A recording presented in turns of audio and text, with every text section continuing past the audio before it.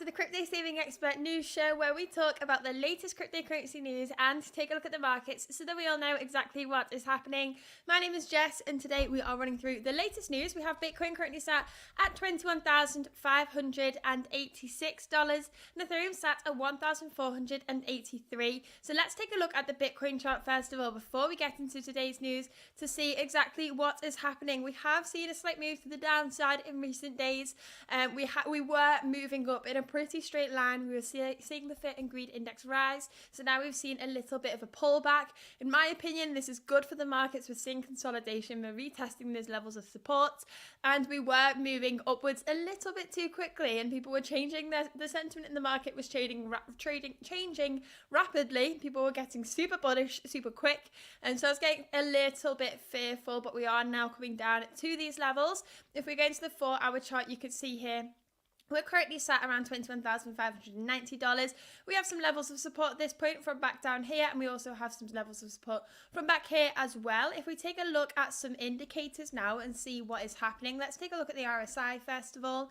On the 4-hour chart, it's looking like we are oversold, down at around 35 on the RSI. For the 4-hour chart, on the 2-hour chart, again, slightly oversold. And the 1-hour chart, again, slightly oversold. And the same for the daily chart. So we can conclude that Bitcoin is slightly oversold at these points. Let's take a look at the MACD as well and see what is happening over here.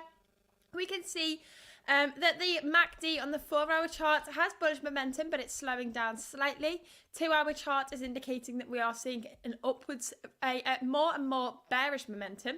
And on the 1-hour chart, looks like we're seeing bearish momentum as well. So the market's being very volatile at the moment. Just be careful out there. If we go to the charts, let's see where the CME gap is. I believe the CME gap has already closed. Where are we? Thursday, Friday. Here we go. So on Friday at 10 p.m. UTC, the CME chart, the CME gap begins. Let me take that. The CME gap was at 21,536. And then we opened over the weekend over here, and that has been closed immediately. Trading that CME gap is, in my opinion, a very profitable strategy. And in the law of probability, it's a very profitable strategy. It's very common that we create a CME gap over the weekend, and then we close it on the Monday or the Tuesday the following week. We will take a look now at the cryptocurrency news, though. We have a lot to discuss in today's video.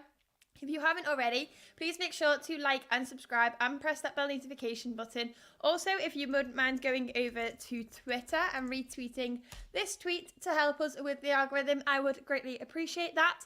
Let's take a look now at the first piece of news. First of all, we are going to talk about Kraken. Now, we saw earlier last week, we're not going to go into this, we have already read this article on the show. Kraken agrees to shut down staking services in $30 million settlement with the US SEC. So the SEC have said that Kraken reached an agreement with the agency to discontinue its staking operations for US customers. The exchange will also pay the regulators $30 million for offering unregistered securities to American investors. We have already done this article. I just wanted to bring it up because the next articles follow on nicely from this.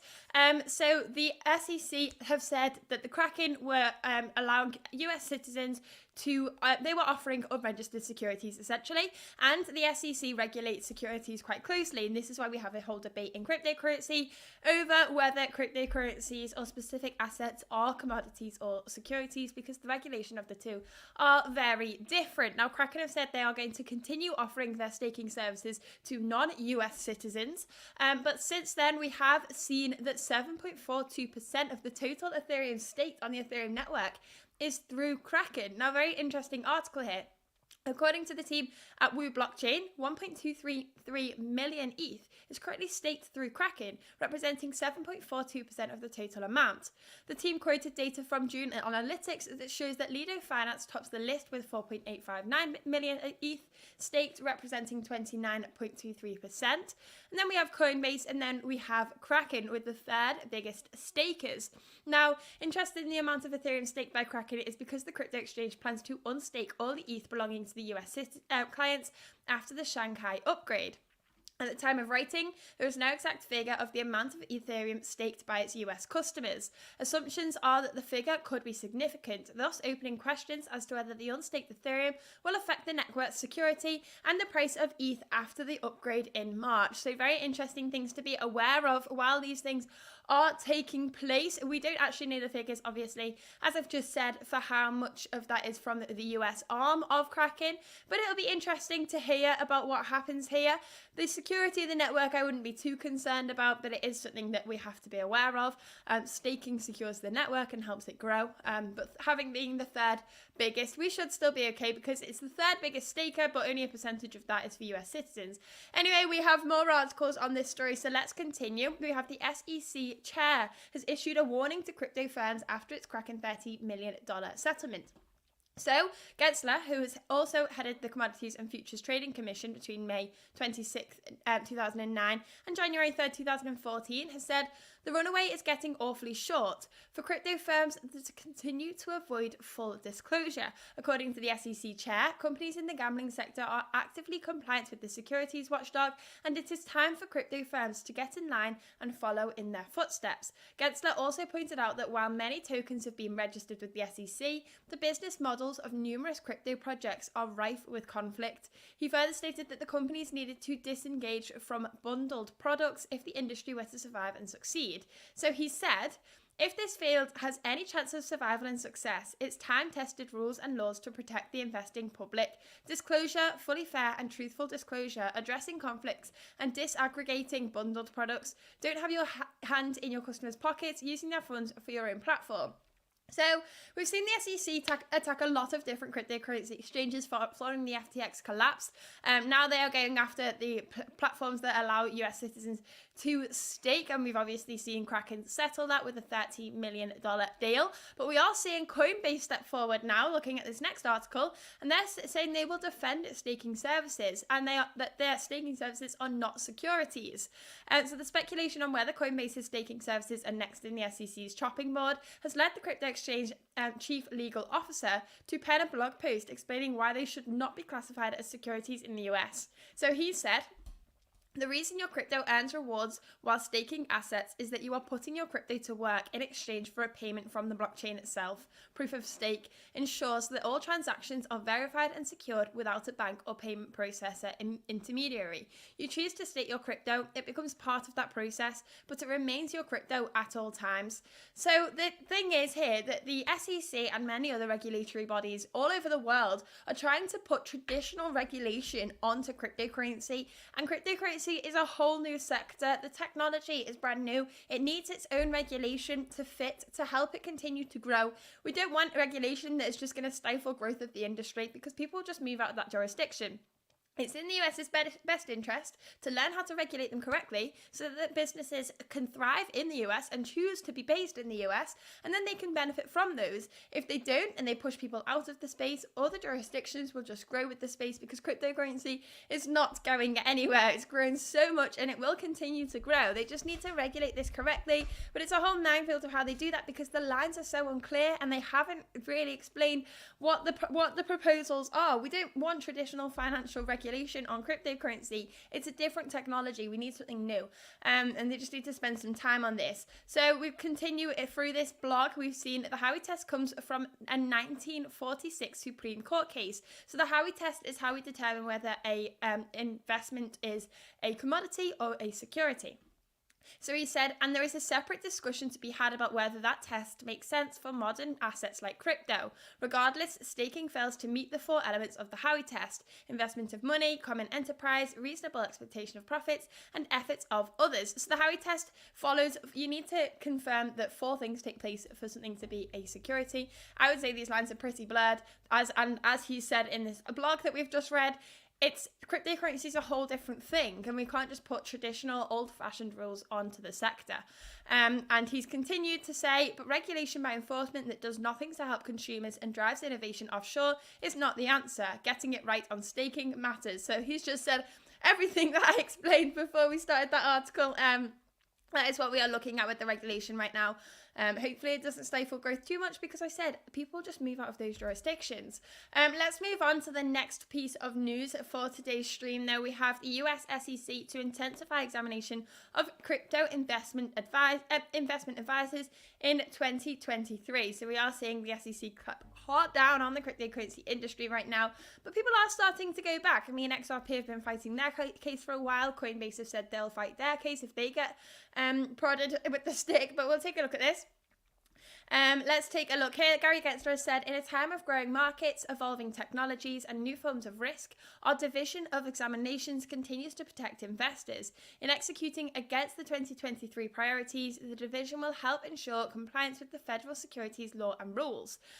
So as outlined in the priorities, the SEC will focus on making sure that crypto's RIAs adopt and implement policies to prevent violations by their clients.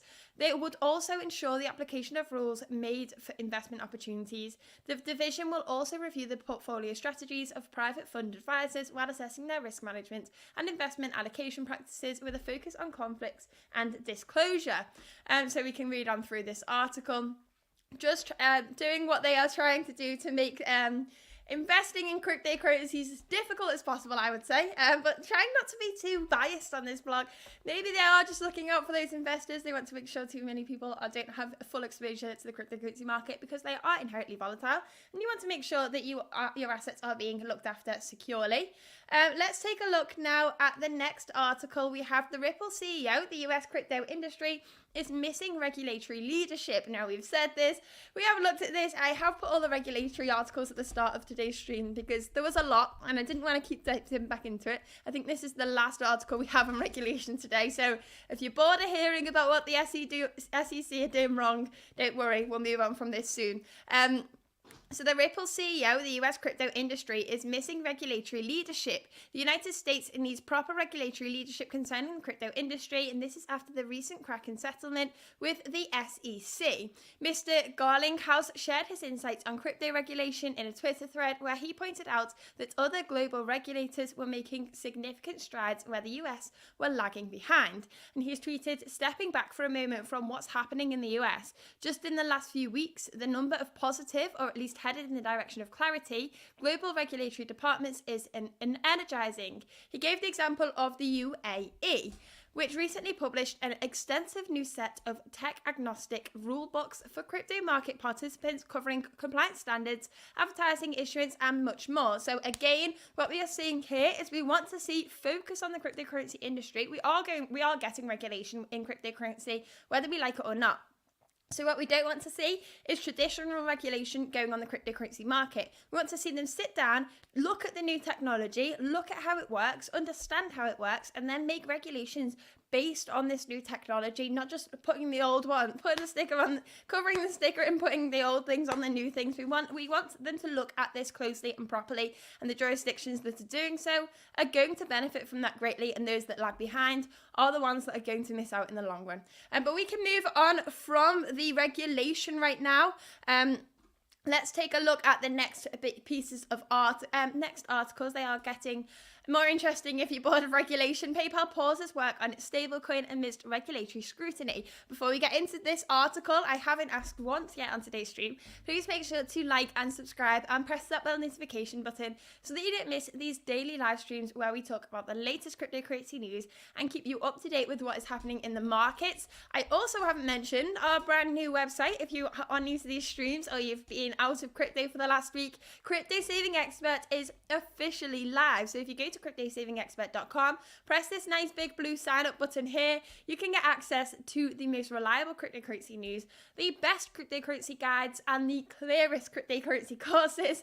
And we have the market data as well. We're going to become a one-stop shop for crypto. Everything you need possibly within the cryptocurrency markets will be on this website, and we are going to continue building and building and building to make it the best it can possibly be. But we have been working on this website for over a year now, so it has a lot of information that you can enjoy. If you go to guides and you go to encyclopedia, you can see there is a description of every word under the sun that's involved with cryptocurrency. And if you want a more in-depth description, you can see there's a full article behind all of these as well, and a nice little video of me explaining exactly what that word means. So we have everything covered over on Crypto Saving Expert. Don't forget to check that out. But let's get back to the cryptocurrency news anyway. We have PayPal pauses work on its stablecoin amidst regulatory scrutiny. PayPal was reportedly ready to launch the stablecoin in the coming weeks, but the company was forced to put the plans on hold as it sought regulatory clarity for such digital assets pegged to the US dollar. And a spokeswoman for PayPal told Bloomberg that the project could move forward once regulators provided a direction ahead. And they said, "We are exploring a stablecoin. If and when we seek to move forward, we will, of course, work closely with relevant regulators." And a partner of Binance, the world's largest crypto exchange, that has said that the two entities work together to issue BUSD, the third largest stablecoin in market cap. And Paxoss also, we'll talk about this actually in the next article. We'll wait on that one. But we can see here PayPal are waiting. They had a stablecoin ready to launch, but they're waiting for regulation because regulation just isn't clear with cryptocurrencies. Now, that was the last article about regulation.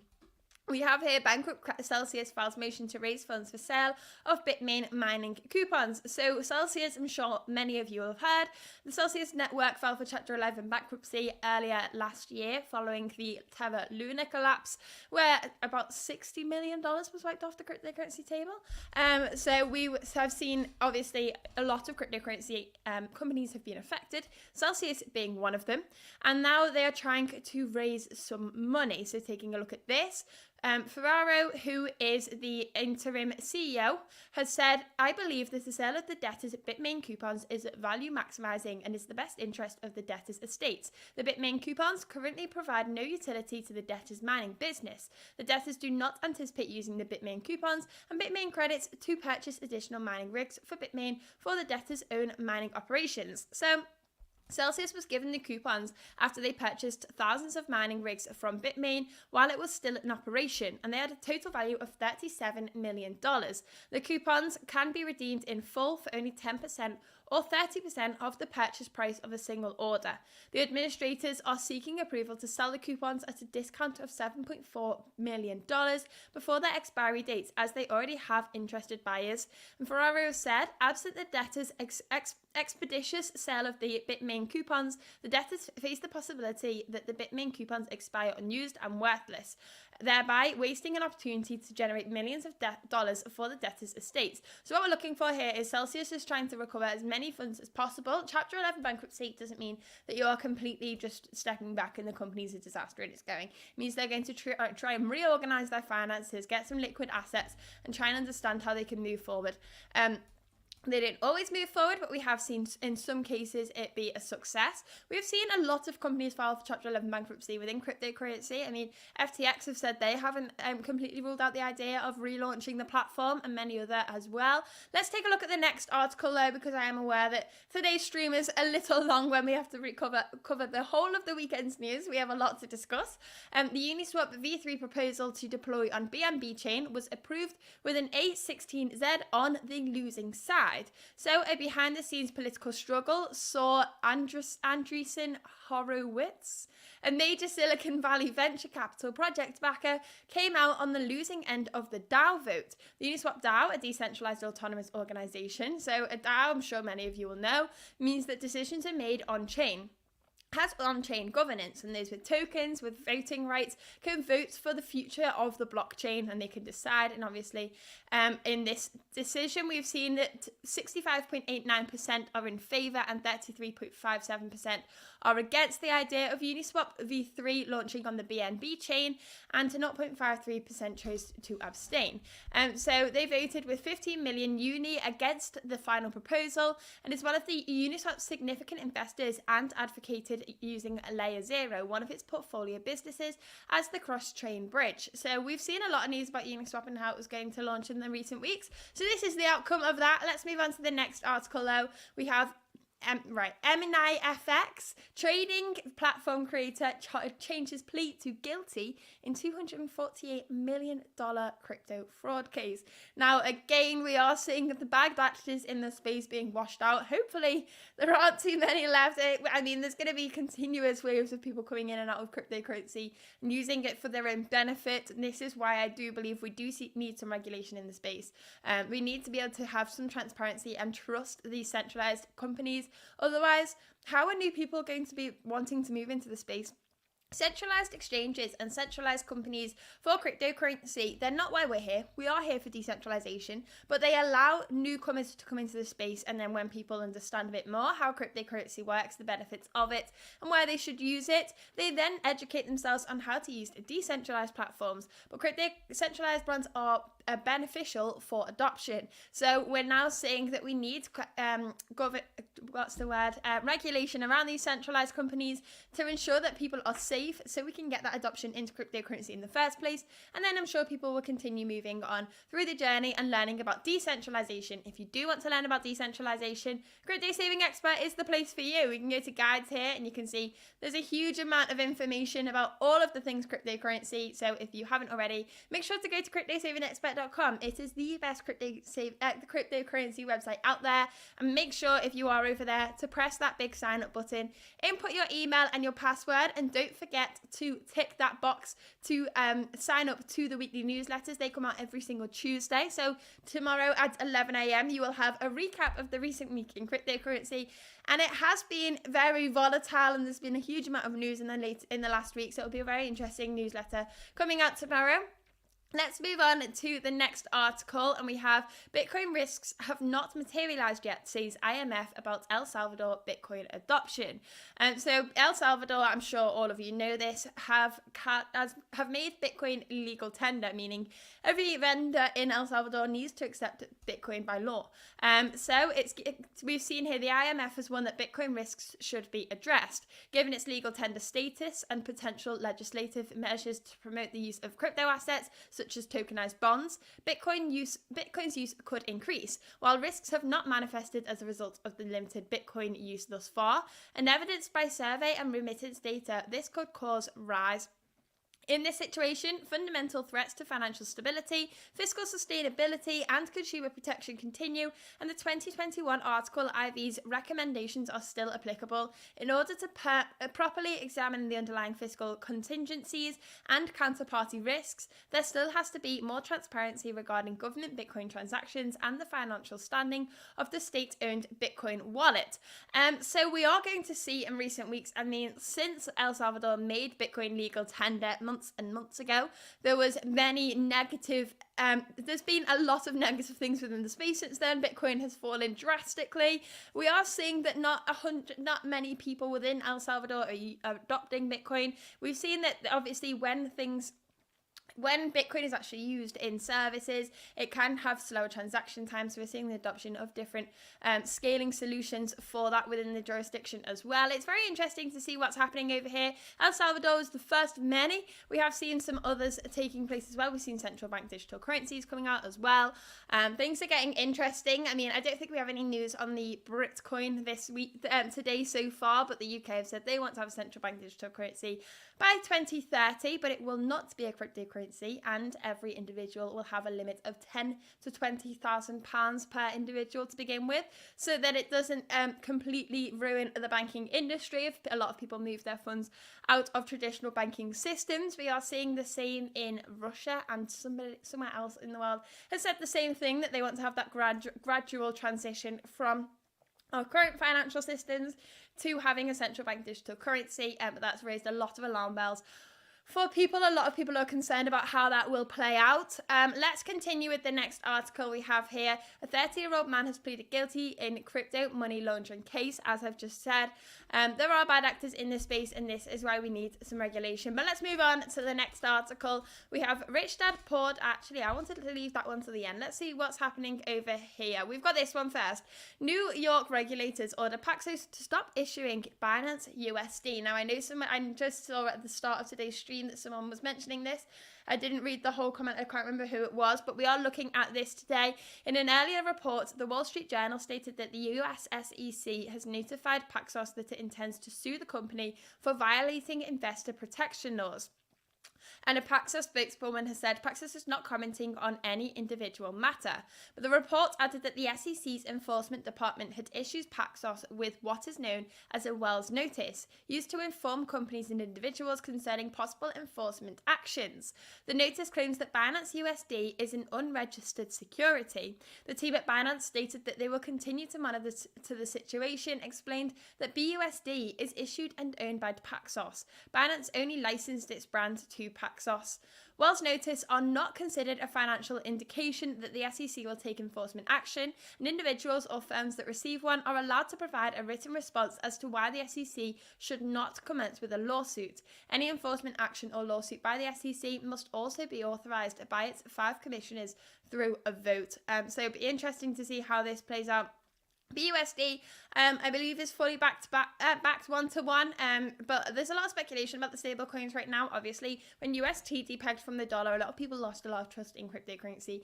BUSD is not the same. BUSD is not an algorithmic stable coin, so there's a lot of less fear about this, but we also do see fear about USDT and Tether, but they finished 2022 with no commercial papers as backing. So the stablecoins are trying to be as transparent as possible. I mean, if a stablecoin like BUSD or USDT or USDC depeg, that would be a huge problem, but because of their backing, it would be okay.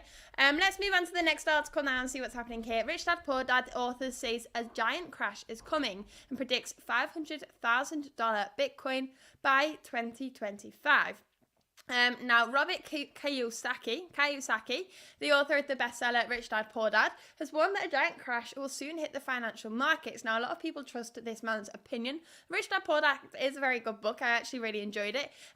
But we can see here that he is expecting that there will be a crash in coming months. In this tweet, he said, giant crash coming, depression possible, Fed forced to print billions in fake money. By 2025, gold at $5,000, silver at $500, and Bitcoin at $500,000. Why? Because faith in US dollar, fake money will be destroyed. Gold and silver, God's money. Bitcoin people's money. Take care. So this is what we are looking at right now. $500,000 Bitcoin for 2025, was it? I wouldn't even say that's out of the question. We are looking at seeing, I mean, it may be a little bit high, in my opinion. I was thinking more $300,000 minimum. But $500,000 minimum, very, very interesting. Obviously, it's a bit bittersweet for scenarios like this. We don't want to see super inflation. I mean, it's going to heavily impact those people that aren't involved in the financial markets. Moving on to the final article, we've seen the New York Fed report has said Bitcoin's price is uncorrelated. Well, no, it's seen that the Federal Bank of New York report states that Bitcoin's price is currently unaffected by monetary and macroeconomic news. So a report by the Federal Reserve Bank of New York has concluded that the price of the number one digital asset, Bitcoin, is orthogonal to monetary and macroeconomic news. The report initially investigates the link between Bitcoin and macroeconomic fundamentals. It, however, finds no direct correlation between the two. The key result is that unlike other US asset classes, Bitcoin is orthogonal to monetary and macroeconomic news, unlike other US asset classes. This disconnect is puzzling, as unexpected changes in discount rates should in principle affect the price of Bitcoin, even when interpreting Bitcoin as a purely speculative asset. Now, we do see volatility within the Bitcoin and the cryptocurrency market, but there is just a huge amount of volatility in all directions. There is some, when the news comes out from the Fed, we do see impacts on the cryptocurrency price, whether in their decisions indications that it's not significant enough. That's what I expect this to be the issue. But that is what they are saying from the New York report. Let's take a look back at the Bitcoin price and see what's happening here. We are holding that $21,600 to $500 level. That is what we are looking at. We dipped down this morning to $21,430. It's looking all right, as I said at the start of today's stream. If you look at the RSI on the 1 hour, the 2 hour, the 4 hour, and the daily chart, it's looking like Bitcoin is slightly oversold. Let's take a look at the Fear and Greed Index and see what's happening. Over here, let's take a look. We are currently sat at 48, so we are pretty neutral for the fear and greed in the markets at the moment. It will be interesting to see how this plays out. Let's hope that this level of support holds on the daily chart, on the 1 hour chart, sorry, at the $21,530 level. I'm hoping we don't see a candle close below that point on the daily chart. I would like to see us hold this level of support. Now we have some here. I don't know what's happening with my mouse. It's really not liking trading for you today. No, that's not working.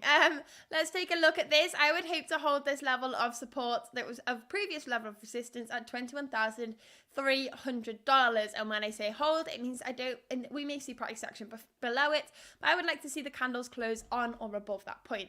So that is what we are looking at today. If you are new, don't forget to like and subscribe and press that notification button to help us grow the live streams as big as possible. We do these every single weekday, covering the latest cryptocurrency news and taking a look at the markets. And also don't forget, if you weren't here last week, Crypto Saving Expert is officially live. So if you go to cryptosavingexpert.com, you will be greeted by this lovely designed page. It's got everything you need to know about cryptocurrency. As I said, the most reliable cryptocurrency news, very informative guides about everything crypto. If you go to the encyclopedia and you want to know more about a word within cryptocurrency, just pick one of these, and behind every single small definition is an entire article if you want to go into more depth. We also have completely free courses that go into so much detail, and we're going to add more and more courses as time goes on. We already have some ready to launch in the next couple of weeks. And finally, we have that great market page as well, where you can look at the biggest gainers, the biggest losers. We can look at DeFi projects, NFTs, see what's trending at the moment, and you can also favorite some of these coins as well. So we can favorite I need to log in to do that, but we can favorite them all, and then we can all see what's happening over here. Portfolio is coming in the short term. Any requests that you have to help us make the site as great as possible, don't forget to shoot them our way on some of our social media. We have our Instagram handle at Crypto Saving Expert, or over on Twitter we have Crypto Saving Exp. So don't forget to check out all of our social media, and especially check out that website. And when you press sign up, last thing to say, when you press sign up, and that, if you make sure to tick that box that says you want that newsletter, we have a newsletter being published every single Tuesday at 11 a.m. that covers the latest week in cryptocurrency, and this week has been incredibly volatile. There's been a huge amount of news that you will want to learn more about, so make sure to do that today so you don't miss tomorrow's newsletter. But that is all from me today. Thank you very much for watching, and I will see you back here tomorrow.